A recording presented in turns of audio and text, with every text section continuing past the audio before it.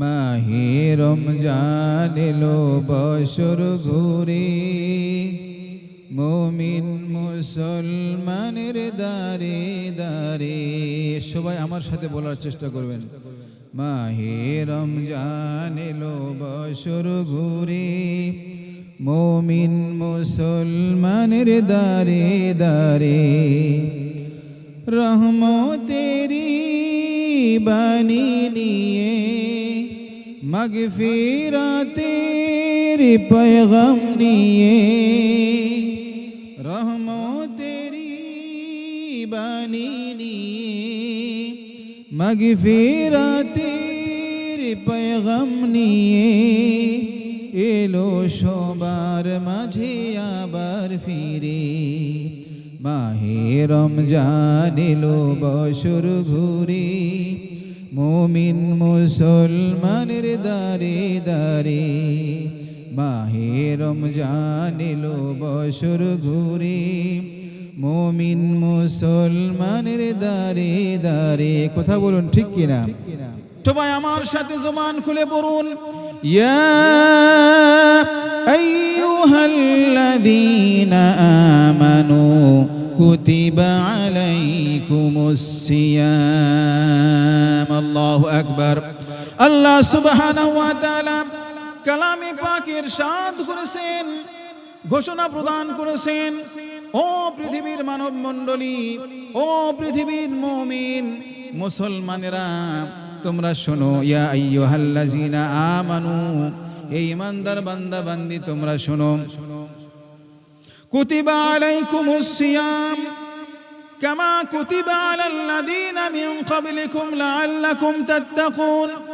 তোমাদের প্রতি পবিত্র রমজানুল মুবারক মাসের রোজাকে ফরজ করে দেওয়া হয়েছে। জোরে বলুন, কি করে দেওয়া হয়েছে? রমজানুল মুবারক মাসের রোজা এটা কি নফল নাকি ওয়াজিব, সুন্নাত, মুস্তাহাব?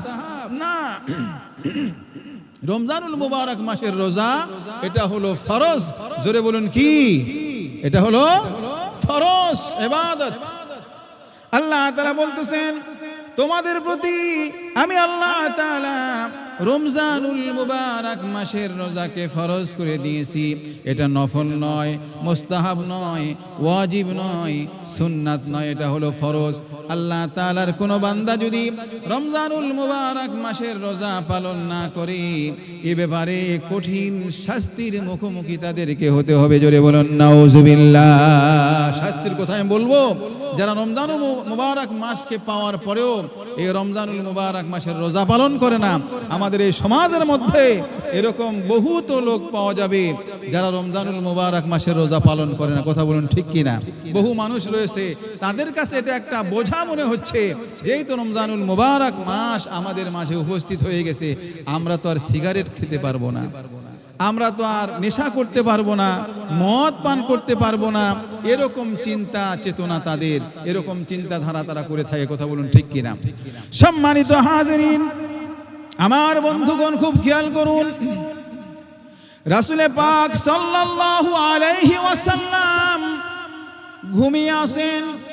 স্বপ্নের মাধ্যমে, স্বপ্নের মধ্যে দুজন লোক রাসূল পাক সাল্লাল্লাহু আলাইহি ওয়াসাল্লামের নিকটে হাজির হয়ে গেছে। হাজির হওয়ার পর দুজন লোক রাসূল পাক সাল্লাল্লাহু আলাইহি ওয়াসাল্লামের বাহু সুন্দর করে ধরলেন। এই বাহু একজন ফেরেশতা ধরলেন, আরেকটা বাহু আরেকজন ফেরেশতা। দুজন রাসূল পাক সাল্লাল্লাহু আলাইহি ওয়াসাল্লামের বাহু মজবুত করে ধরলেন। ধরার পর রাসূল পাক সাল্লাল্লাহু আলাইহি ওয়াসাল্লামকে নিয়ে রওনা দিয়েছে। চলতে চলতে চলতে চলতে বিশাল একটি পাহাড়, দুর্গম পাহাড়।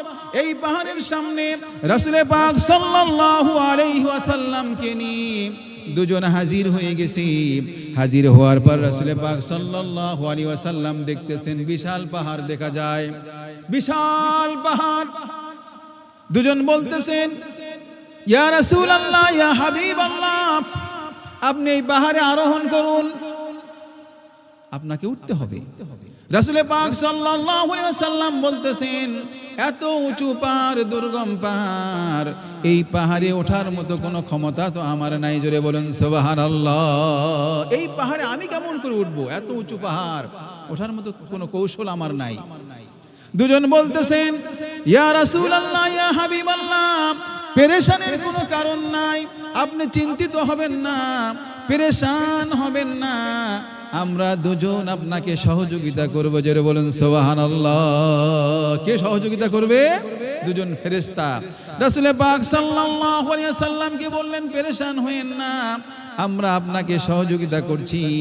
রাসূল পাক সাল্লাল্লাহু আলাইহি ওয়াসাল্লামকে দুজন ফেরেশতা সহযোগিতা করলেন। রাসূল পাক সাল্লাল্লাহু আলাইহি ওয়াসাল্লামকে নিয়ে পাহাড়ের মাঝখানে চলে গেছেন। সেখানে সমতল জায়গা, সেখানে উপস্থিত হওয়ার পর রাসূল পাক সাল্লাল্লাহু আলাইহি ওয়াসাল্লাম কিছু আওয়াজ শুনতে পাইতেছেন।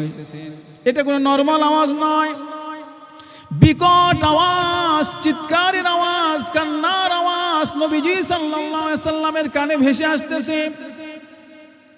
রাসূল পাক সাল্লাল্লাহু আলাইহি ওয়াসাল্লাম ডাক দিয়ে বলতেছেন, এরকম দুর্গম পাহাড়, যেখানে কোনো লোকজন নাই, কোনো মানুষ নাই, হঠাৎ করে এরকম চিৎকারের আওয়াজ ভেসে আসতেছে, কান্নার আওয়াজ ভেসে আসতেছে, ব্যাপারটা কি আমি জানতে চাই।